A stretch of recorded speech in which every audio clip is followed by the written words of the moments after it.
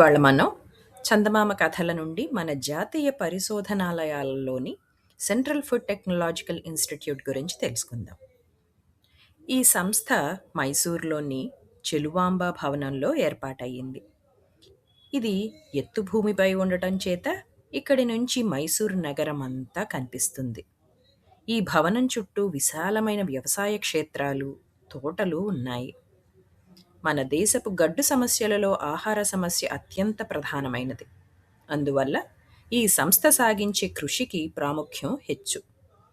ఆహార పదార్థాలను కాపాడటం, నిల్వ ఉంచటం, వాటి ఆహారపు విలువను పెంపొందించటం, కొత్త ఆహార పదార్థాలను సృష్టించటం, పిల్లలకు జబ్బుపడి కోలుకునే వారికి తగిన బలమైన ఆహారాలను తయారు చేయటం మొదలైన వాటిని గురించి ఇక్కడ పరిశోధనలు జరుగుతున్నాయి. కర్రపెండలం నుంచి నకలు బియ్యం, వేరుశనగ నుంచి ఒక రకం పాలు, పెరుగు, మజ్జిగ ఈ సంస్థ వారు తయారు చేశారు.